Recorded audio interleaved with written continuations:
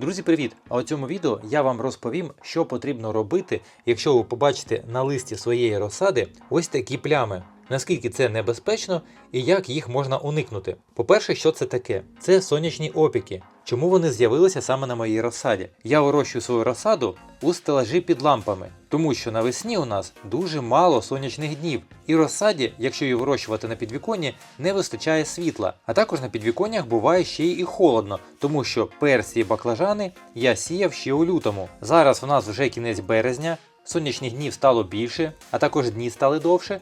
Тому я поставив свою розсаду на підвіконня. А так як моя розсада не бачила ультрафіолетових променів, то ось ці опіки я і отримав саме на тому листі, котре виросло під лампами. На ось цих нових листах такого вже не буде.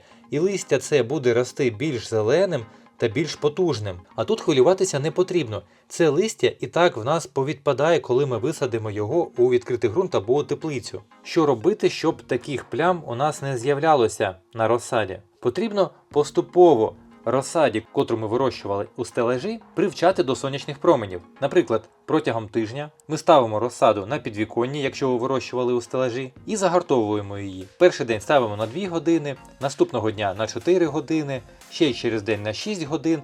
І так доводимо до повного дня на підвіконні. А потім, коли на дворі вже потепліше, потрібно буде виносити ще й на двір, щоб загартовувати її к зовнішнім температурам. Але як ви можете бачити, на перцях таких опіків немає. Висаджував її я однаково, тому що у нього інша структура листя. Наприклад, до сонячних опіків більш схильні баклажани та томати. Але якщо вирощувати зразу з маличку під сонячними променями, якщо підвіконня дозволяє, воно тепле і добре освітлюється багато сонячних днів, то тоді таких проблем не буде сонячних опіків. Але як я вам і кажу, що це не страшно, коли на старому листі є опіки. Головне, що нове молоде росте чистим і вже загартованим. Але не можна допускати, щоб таких сонячних опіків було дуже багато по всьому листі. Інакше не буде фотосинтезу і розсада просто загине. Тому дотримуйтесь поступового загартовування. Якщо у вас немає часу це контролювати, то на вікно повісьте яку-небудь притіняючу сітку, щоб сонячних променів для розсади